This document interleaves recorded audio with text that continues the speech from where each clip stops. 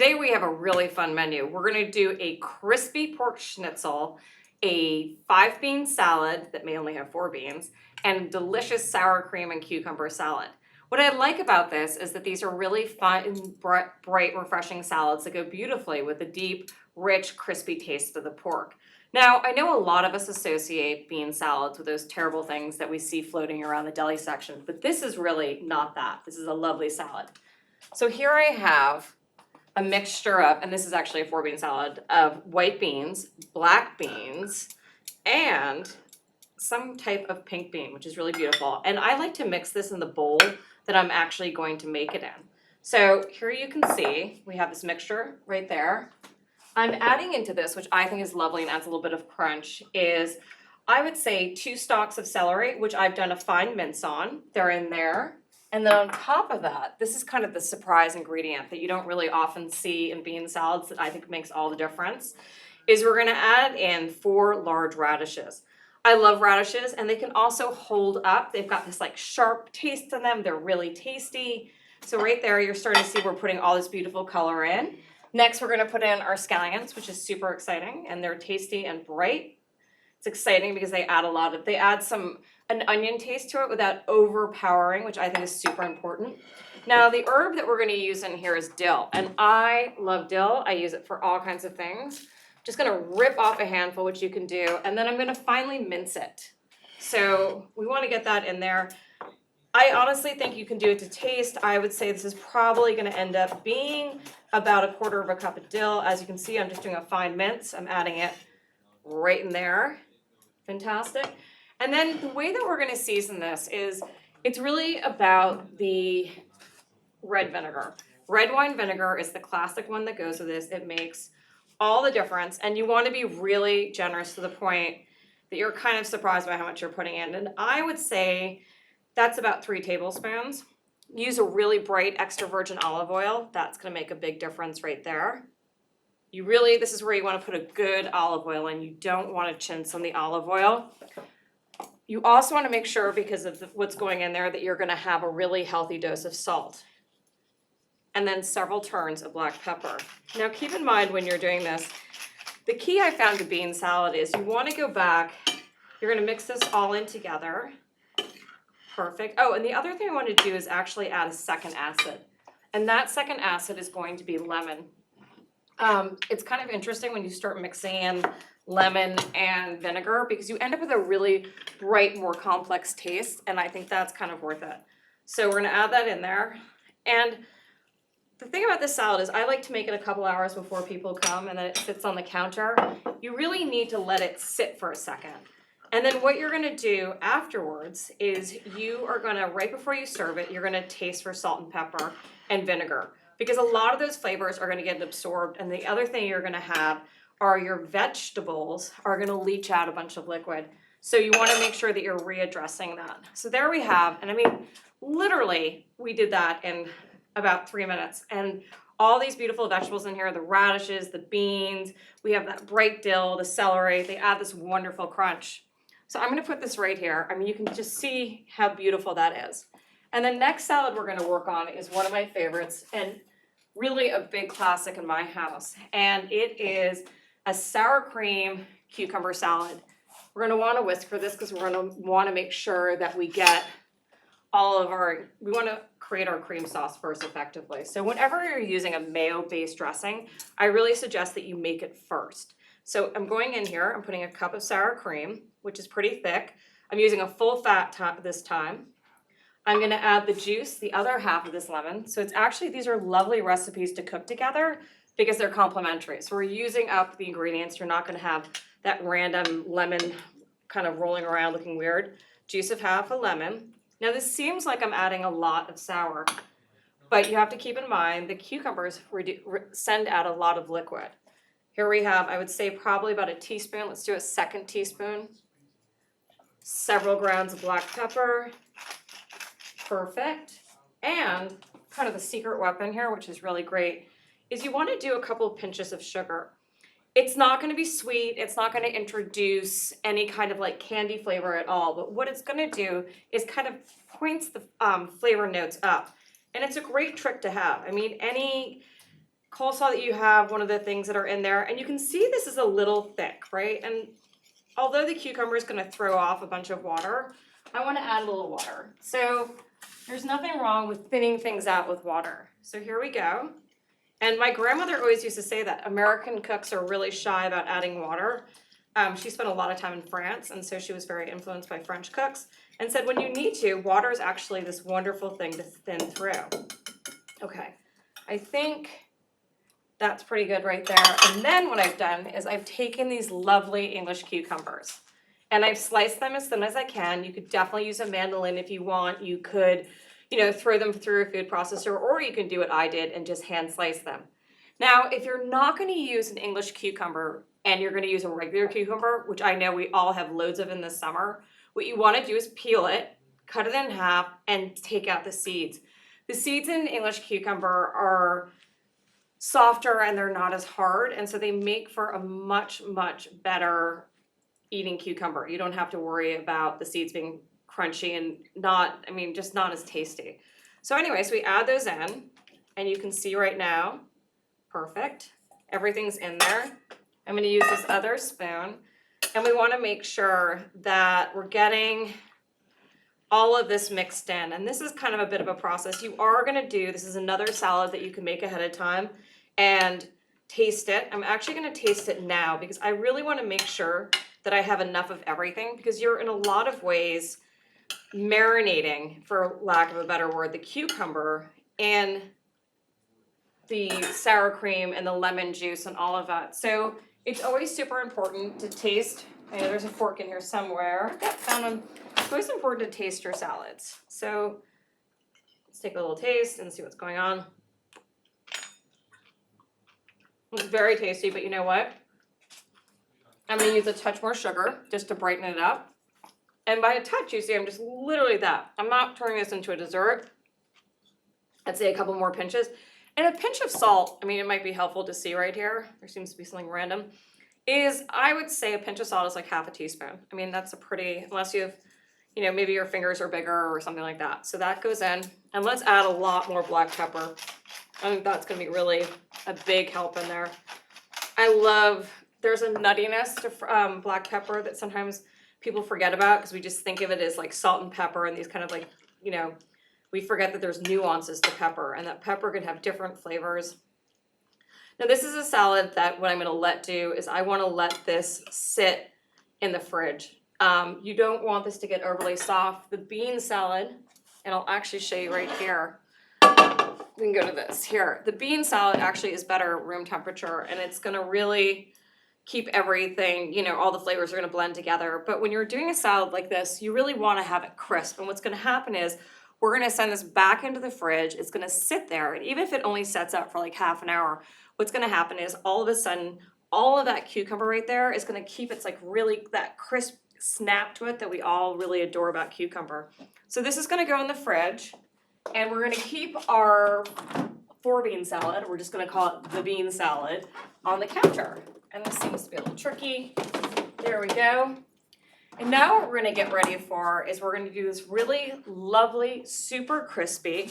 And I'm going to take this salad, you cover it, and just leave it on your counter. Don't forget, we're going to retaste this for vinegar, salt, and pepper because these vegetables are going to leach out loads of water and yummy juices. We're going to do a crispy pork schnitzel to go with this. And while I get set up to make our delicious schnitzel, let's watch some table setting tips. Once I have an inspiration for my table, I always like to start with a tablecloth first. And one of my favorite tricks that I do is I love to buy vintage fabrics. And the thing about them is they're beautiful, they're fun, and they're inexpensive. And they're easily found at your local thrift store or even 5 and dimes. And so what I'll do is I'll pick up sections. The only caveat is sometimes there isn't quite enough to finish the table. So I always like to have an underlay underneath, which is helpful. So as our base, we have this beautiful floral chintz, which is just loaded with color. So I wanted to make sure that's really the centerpiece of the table. And again, it's the foundation from which we're going to build this table. So I wanted to make sure to use a placemat that wasn't going to obscure it. I'm going to deconstruct this place setting for us right here. Underneath, we have this wonderful woven, very simple placemat. And what's great about this is it's not competing. It's just offering a soft landing place for your dinner plate. Now, I will mention is that all of the pieces on this table are found in vintage. I can't emphasize enough the resource that your local thrift stores are. What's also lovely about thrifting is that a lot of these stores benefit really wonderful organizations. So here are some beautiful, I believe it's a Maya China pattern with birds and flowers. And this is kind of fun. It has a dandelion on it. And I know a lot of people perceive dandelions as a weed, but in fact, they're actually one of the first flowers to show up. And it's a great little pollinator of food. So I love that that's celebrated here and not treated as a negative thing. So we have that beautiful dinner plate that goes underneath it. Then here, because I like to, when I'm going to set a table like this, offer multiple courses. I mean, if you're going to put the effort into setting a beautiful table, you want to create a menu that people can linger on. It doesn't necessarily have to be fancy or difficult, but right here we have this beautiful salad plate that just goes right on top of it. And again, I just want to show you, we're kind of picking up on the pattern of like the woven texture to the placemat, which is just very simple. And then we have this open pierce plate here. So we're getting a little bit of redundancy in pattern. One thing we're not concerned about with this table at all are colors. So I'm not focusing on the colors that I'm trying to pick up. It's just inherently happening. And the thing about the beautiful thing about a garden on your table is there's no wrong colorways. Have you ever seen a flower bed that you've looked at and said, ah, those colors are too tacky together? It doesn't happen. It's just nature, for whatever reason, comes up with these amazing colorways. I'm using this beautifully embroidered napkin, which has a blue lily in the valley on it with a pretty ribbon detailing. And actually, I think there may be some ribbon in this pattern here. For my flatware, I'm using a really traditional bamboo. And the thing about this is when you have so much going on the table, the flatware doesn't have to be the star. So you can find something that kind of, naturally lends itself to this. And I love the fact that there's a natural material handle. So that works with our garden theme.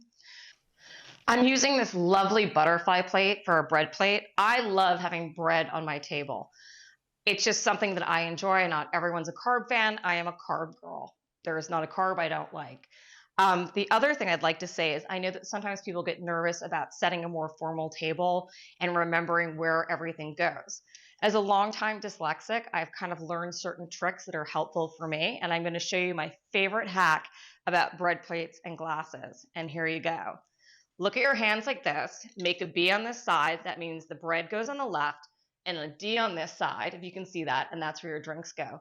And it's actually a great thing to remember when you're sitting at a table, bread, drink. And then that way, you're never drinking your neighbor's glass or eating off their bread plate. All right, so continuing on with this garden theme, I've made sure that I've chosen glasses that have these lovely etched patterns on them. And again, these were just really a pretty set of glasses that I had found online at a vintage site. And, it's great to have that because the textures are a little different and it adds a little nostalgia. These are these wonderful water goblets, which are etched with flowers on them and have kind of a ferny vibe, which you can see right there. And although they're not from the same set, which I'm not a huge fan of, which is great about these is that although they're different and they're different colors and different styles, I think that the etching gives them a familiarity to each other. So they really work. Now, I'd love to talk about what I've done for a centerpiece. I think that there's so much vibrancy on this table right now. I wanted something whimsical and sweet that would feel like you were in a garden and not a formal centerpiece, which we all know what I'm talking about.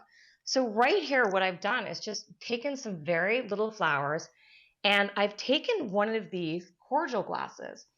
Now, I know that we've seen these, especially in our grandmother's china or crystal or, floating around thrift shops. And they're these little teeny cordial glasses that, frankly, in a modern lifestyle, we don't drink cordials and sip port after dinner. But what they are wonderful for as a little bud vase, because what they do is they raise it up, they're beautiful, and they're perfect for just fitting in a couple flowers. So again, this is such a fun use of those little teeny glasses that you see all over the place. And behind that, I've taken a Moroccan tea glass and used that. So it doesn't always have to be a big fancy centerpiece. You can use all these found little pieces right here. Here's another one. And they're just tucking in little things right there, which I think is great and sweet, and it's whimsical, which is what this table is about. We have this beautiful table, everything's set. You want to make sure that you have some of the more functioning pieces on there, and they can be fun as well. I really think it's important to have salt and pepper, because that way, if I haven't seasoned the food to my guests' taste, at least they can adjust it. These are this really the little teeny gorgeous little salt and pepper sets that I found that are old and antique, and they're great. And I think I have 5 of them on the table. And this is kind of neat. It used to be that every place setting had their own, right there, and they was set to go. It's pretty hard to find those. And also, frankly, I don't have the space to store, 6 of these at a time. So I think I have 4 of these. And what I do is I just tuck them around the table so that way the guests can see them, which is great. The other piece that I always love having on the table is a water pitcher. You always want to make sure that your guests' water glasses are full before they sit down, and then have at least 1 water pitcher on the table. I think for a table of 6, 1 is sufficient. Anything above that, I would put 2 on. And what this does is it saves yourself and your guests from having to hop up and do that awkward, oh my gosh, I'm out of water, where do I go? And it allows the flow of the meal to continue, because that's what this is about. This is about setting a gracious table where your friends and family can sit and linger and enjoy themselves and have this beautiful dinner. And I want to add, although this has a more formal setting and we have our dessert spoons and the glasses and the bread plates, I also want to add the note that although we've set a relatively formal table, that does not mean that your meal has to match. This certainly can be a high-low situation. And the meal doesn't even have to be something that you made. I mean, this table is so gorgeous. It even is almost, because it's garden-like, it could be picnic-like. You could go out to the market and buy some fried chicken and have friends bring salads. I mean, we do have a salad plate here, but honestly, that could just kind of scoot away if you aren't going to serve something. Or you could serve something as simple as a beautiful sliced tomato salad, which would clear easily, and then you could have these pre-made sides. The key is to set a table that you love and enjoy, and people are going to linger. So just remember some tips from today. It's great when you find vintage fabric, and they're wonderful table toppers. All you have to do is just tuck the edges in, and if they're the side edges, you're not going to have to do that. Use an underlay. When you have a gorgeous tablecloth like this, you want to focus on it. So use a placemat that's not going to take away and is going to highlight, like this woven here. And just keep layering on like we've done here with this beautiful bird plate that features the dandelions, which I think is so fun. And then on top of it, another plate that also has the kind of reticulated pattern that picks up on the placemats. You want to make sure that you have all your little accessories, like your salt and pepper shakers, so that your guests don't feel awkward if they have to ask you for salt. Make sure you have your water pitchers. And don't be stressed about fancy centerpieces. You can find all your little glasses and little knickknacks that you have around the house and repurpose them. What a fun way to entertain. Well, I hope this was inspirational, and let's get back to cooking some good food. Hi, well, I hope you found that helpful. So now we're gonna work on our pork chops, and this is a great way. You're gonna take your pork chops and you're gonna put it between 2 pieces of saran wrap. And then, if you're having kind of a rough day, think about it. And you're just gonna whack it out. I mean, I gotta tell you, if there wasn't any kind of food therapy before, this is it. All right, perfect. Yay! All right, so that's all thinned out, and what we're gonna wanna do now, is I'm gonna put it over here, is we want to set up our dry, wet, dry. So dry, wet, dry. And the first one is flour, egg, and then we're gonna have our breadcrumbs, which are seasoned. I have oil going right now. I'm using canola because it's just what I like to use, but you could certainly use whatever. A great trick to find out if your oil is hot enough is you put it in a wooden spoon in your pan, and if bubbles come off the bottom, you are set to go. You want to get it a little hotter because when you introduce things in there, it's going to bring the temperature down. So we have one of our pork chops here, which we're going to season And then we're gonna do, I've kept the bone in 'cause it's a great handle. Dry. Wet. And I've used 1 egg for 4 chops, which I think is sufficient. And then we're gonna put this guy right in there. And look at all that great thing. Perfect. We're hearing that sizzle. Be careful when you're cooking with oil like this. Next guy. Season on both sides. Dry. And pork cooks really quickly. It's not, and especially this is not an overly fat piece of meat. So it's gonna go really quickly. And I think I can happily do in this pan 3 chops. And again, I'm using this bone as a little handle and I'm gently laying it in. I think we could even say, well, there seems to be a bit of a wiggle in here. It's a little tight. Let's do a third. Let's push it to the edge. Although that's gonna bring it down. I have 1 here. We're gonna season really quickly. All right, so as these are cooking, just remember dry. You wanna make sure the dry, and what the dry, wet, dry does is it creates this fabulous crust. Just remember when we're cooking, we're always keeping our eye on the temperature because we just wanna make sure that it's getting enough heat. Now this guy right here could come down. Perfect.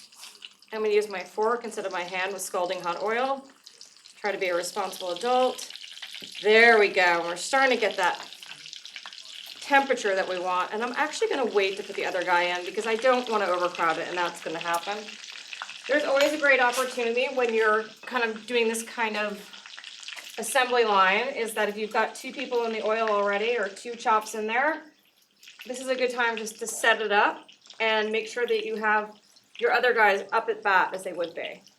Now the key to frying is you really want your temperature to be correct because otherwise what you'll end up with is oily food, which is counterintuitive. But if it's hot, the oil just seals the meat, it sears it. So look, we've got our other guys all ready to go. I'm gonna keep my eye on those, and you can already see the browning on the side, which is super helpful. Let me wash my hands. And I'm just gonna point this out to you right here. Perfect. And I think for now, we'll just do these 2. And I would say probably a chop of this size is going to be, I don't know, 3 minutes aside, 4 minutes aside. We're gonna put this one over here, finish later. And while this is cooking, start thinking about our side dishes.